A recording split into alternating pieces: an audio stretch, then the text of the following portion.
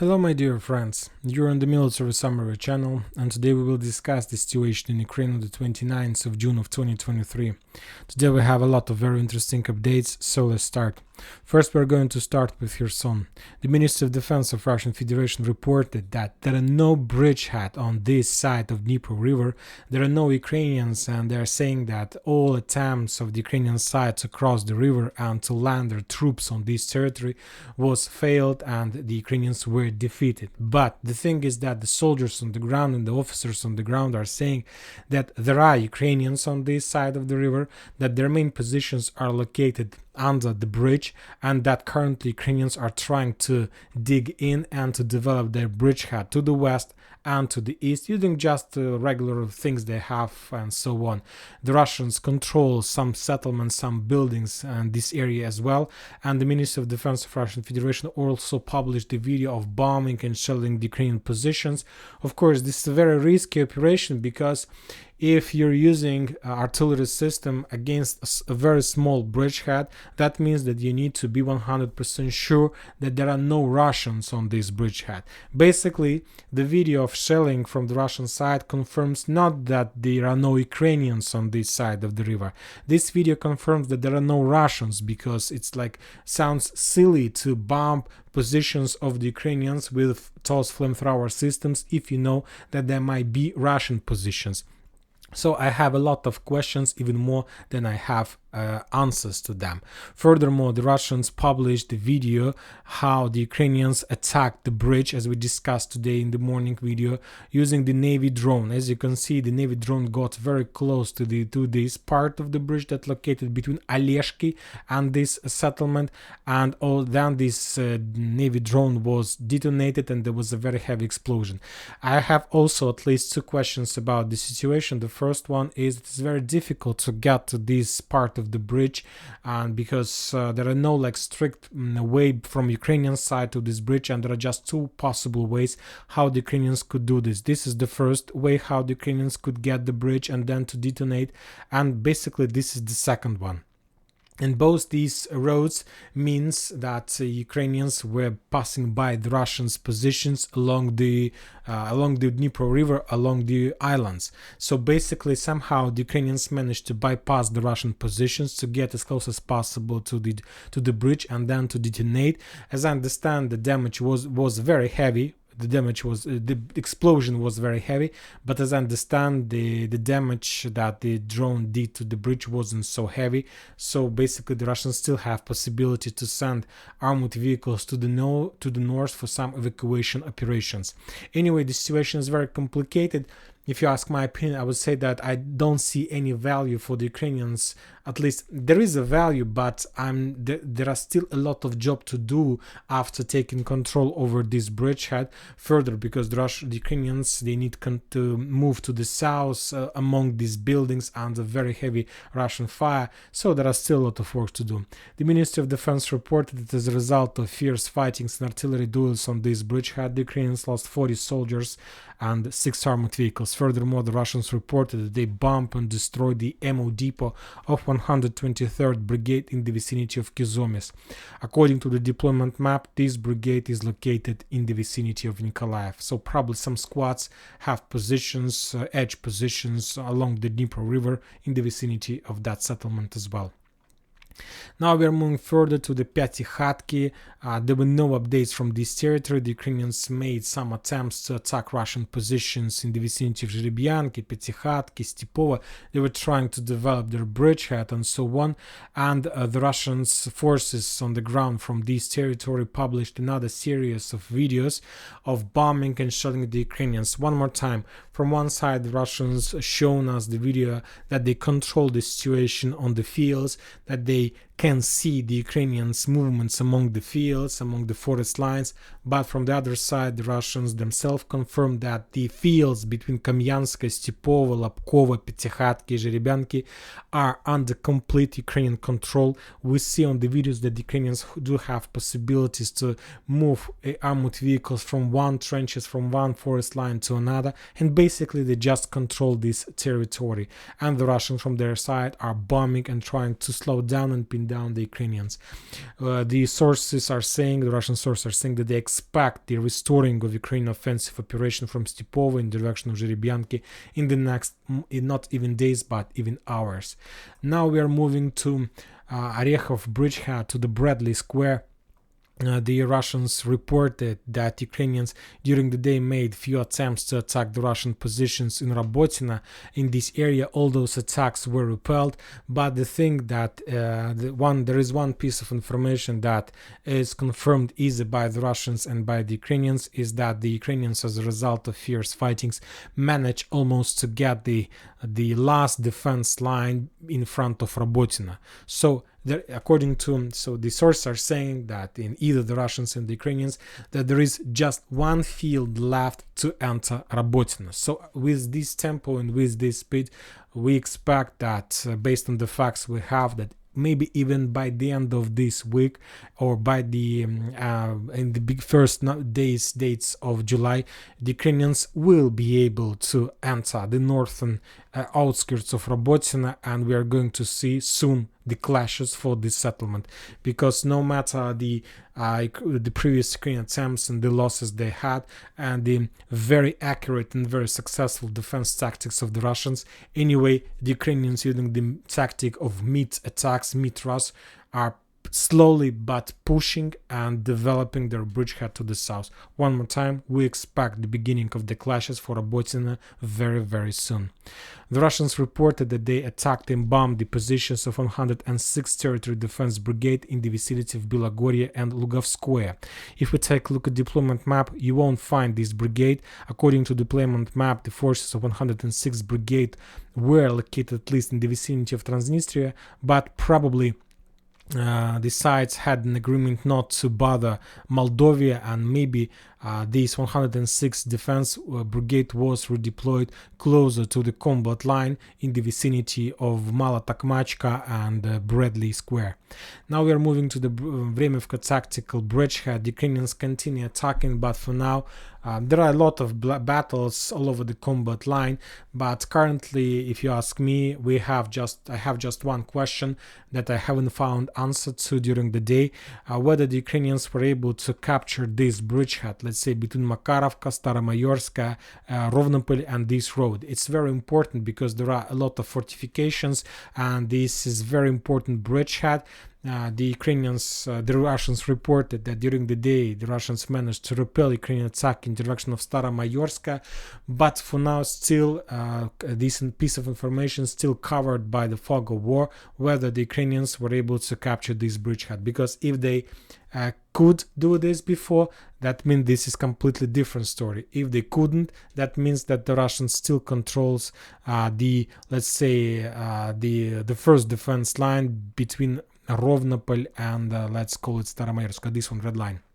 This is very important, but for now we still haven't received a strong confirmation that Ukrainians managed to do this.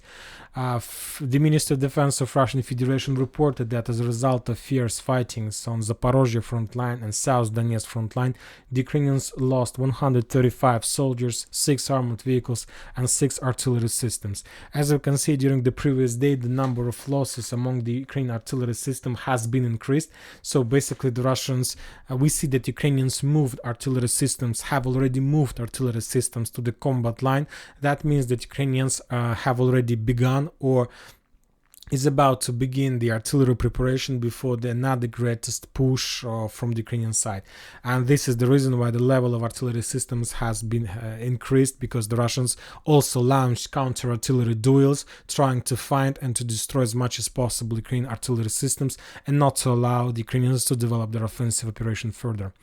When talking about Vuhledar, we started receiving more updates from this bridgehead. The Russians published the video how their helicopters were attacking the Ukrainians somewhere in the vicinity of this territory. Basically, on this video, we see how the Ukrainian helicopters destroyed another Ukrainian convoy of armored vehicles. And these these explosions took place exactly on the area in the vicinity of Vuhledar. As you can see, one helicopter destroyed during one attack 2 armored vehicles of the Ukrainian forces. From Ukrainian side, we got a video how the 68th Jaeger Brigade were hunting the Russians' armored vehicles and tanks somewhere at the same area in the vicinity of Shevchenkova. All these explosions took place and these huntings took place exactly in this bridgehead, so on the south of Vuhledar. And 68th Jager Brigade is located in the vicinity of Makarovka. This brigade used to be located in the vicinity of Prichistovka, but during the counter-offensive operation, the Ukrainians redeployed this brigade closer to Blagodatne, and mainly a lot of forces from that brigade took part in the, let's say, liberating or capturing Blagodatne. Also, the Russians published the video how using drones they were attacking the Ukrainian position trenches in the vicinity in Vuhledar itself and in the south of Vuhledar on the northern part of residential area of Nikolska.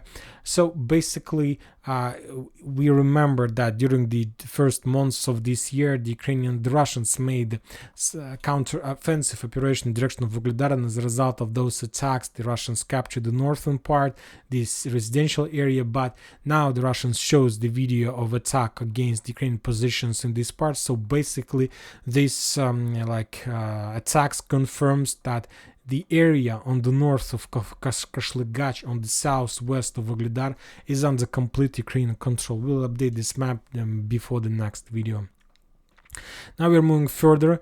The Ukrainians shown another video how they attack Russian tank in Marinka. On this video we see how the Russian tank was moving along between the trenches, between the destroyed ruins of Marinka, and then we see an attack of Ukrainian drone. That was a trap, that was like an ambush, because the Ukrainians were expecting this tank, and they as we can see, the only thing that the drone managed to do is to break and damage a little bit the Russian equipment for video camera maybe and so on. As you can see, the tank continue movements, and later the tank started attacking the Ukrainian positions. As you can see, there was an explosion from the attack and shot from the Russian tank, so we see no problems, at least in that particular in that case.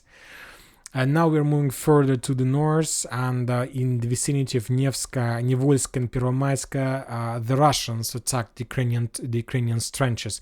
The Ukrainians were sitting, there was armored vehicles that were moving along the road between these two settlements, and then the Russians using drones attacked. So there were a lot of attacks on this line, and we haven't received any updates whether those attacks were successful or not, but anyway we see massive usage of drones. We will discuss this a few minutes later, because there are a lot of differences in tactics of usage of drones of the Russians and the Ukrainians.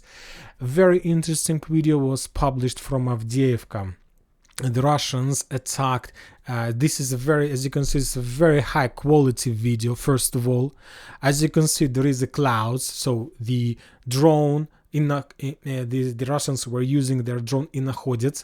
As you can see, this drone has a very nice camera with very good quality, and as you can see, this drone was correcting the usage of the Russian guided shell Krasnopol, and the Russians are saying that as a result of that attack they destroyed the Ukrainians' ammo depot. And the thing is that I don't remember any video from the Ukrainian side of the same story, like a drone or Ukrainian drone somewhere very far from the combat line is trying to navigate the Ukrainian artilleries. For these purposes, the Ukrainians used to use the Bayraktars, but currently I don't remember a fresh video of usage of Bayraktars or something like this.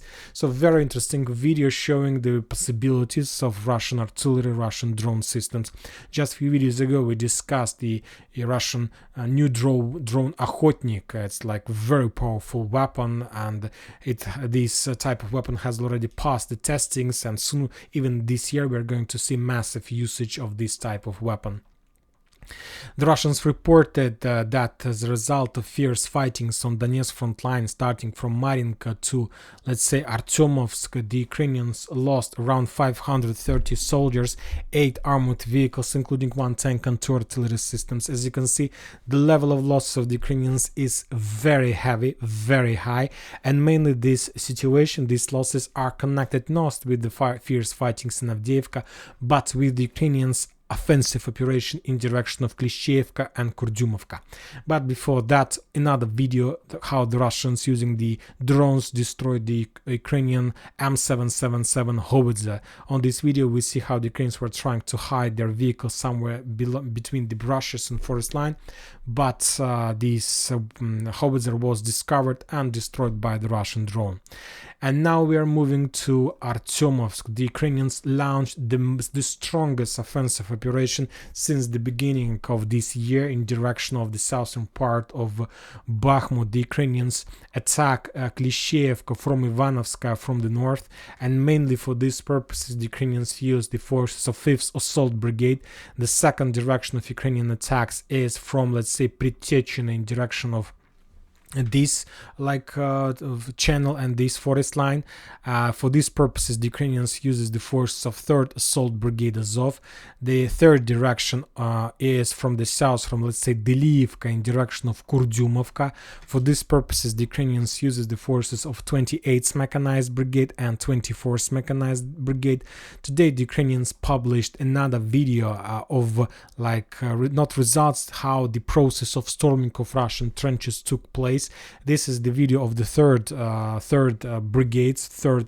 storming brigade, and on this video we see how the Ukrainians were trying to clear the trenches. They managed to clear the trenches, they captured this bridgehead, and currently they controls almost the entire channel, and the Ukrainians are ready to continue and to start the greatest battle for the square between Klishchiivka and Kurdyumovka.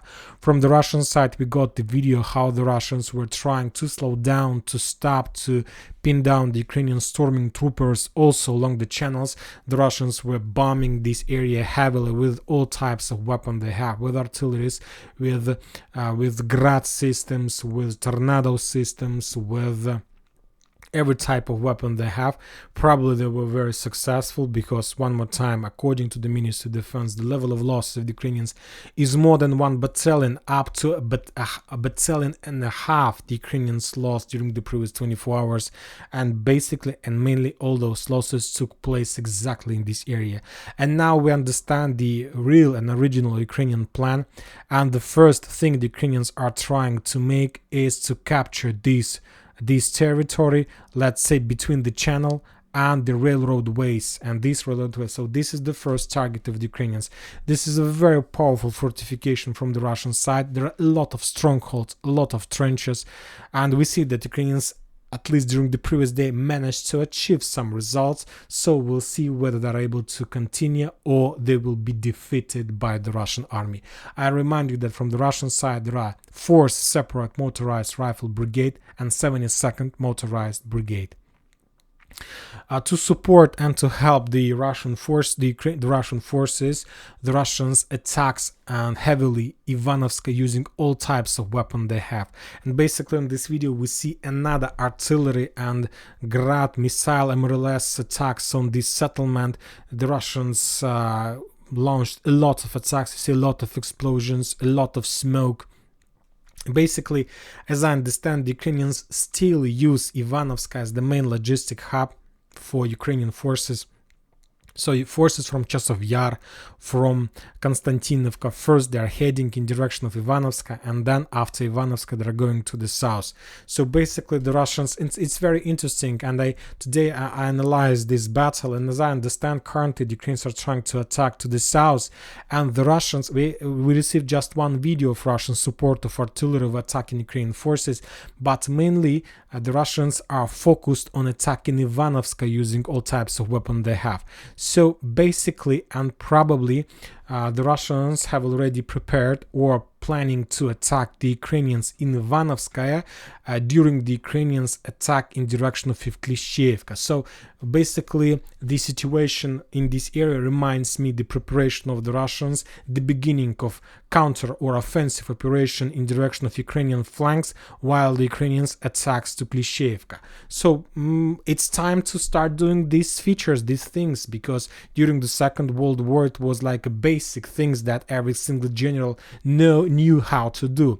But when talking about this war in Ukraine, we still haven't seen such things like this. We just saw attacks in front, attacks on the walls, on fortifications, without maneuvers, without interesting operations. And currently, this is the time to show the Russians whether they know how to do this, whether they are able to do this. And basically, one more time, the situation on this front line reminds me and tells me that maybe the Russians will do this exactly in Ivanovsk. It's going to be a very difficult operation, but who says that anything is going to be very easy?